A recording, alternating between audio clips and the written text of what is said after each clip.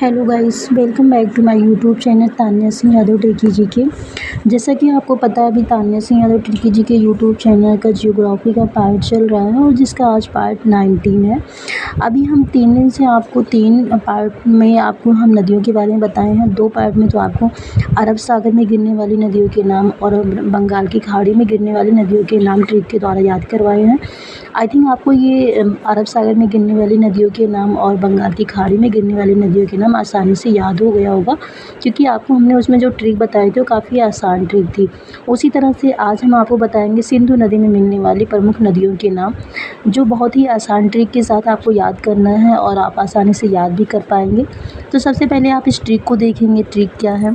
तो आप देखिए, सिंधु नदी में प्रमुख मिलने वाली जो नदियां हैं या सिंधु नदी की जो सहायक नदियां हैं वो प्रमुख 5 नदियां हैं। और इन 5 नदियों को हम क्या कहते हैं, जो ये 5 नदियां हैं आपकी इसमें मिलने वाली, उसको हम पंजनद कहते हैं।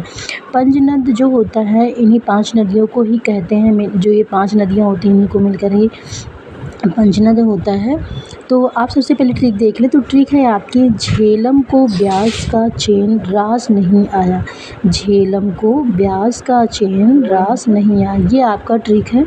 आप इसको याद कैसे करेंगे, तो देखिए झेलम है यहाँ पर, तो झेलम का मतलब झेलम ही हो जाएगा।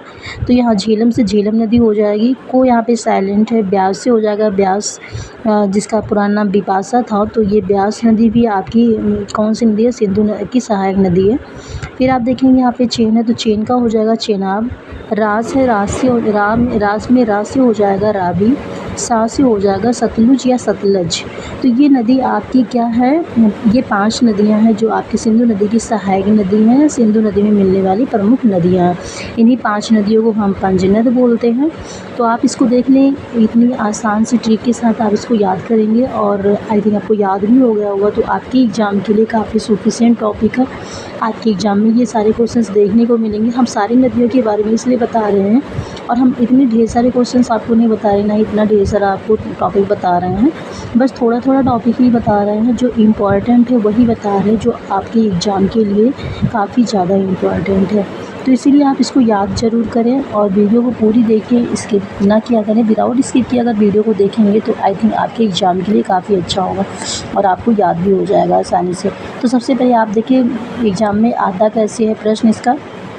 तो आपने यूपीएसआई, यूपी टेट की एग्ज़ाम की तैयारी अगर कर रहे हैं तो आप इस वीडियो को ज़रूर देखें। तो सबसे पहले आप देखिए क्वेश्चन कैसे एग्ज़ाम में पूछा जाता है। तो सिंधु नदी की सबसे बड़ी सहायक नदी कौन सी है। सिंधु नदी की सबसे बड़ी सहायक नदी आपसे ऐसे क्वेश्चन दे देगा और 4 ऑप्शन दे देगा।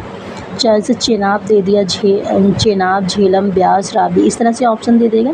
तो अगर आपको पता रहेगा तो आप टिक कर सकते हैं कि चेनाब क्या है। चेनाब नदी जो है वो सिंधु नदी की सबसे बड़ी सहायक नदी है।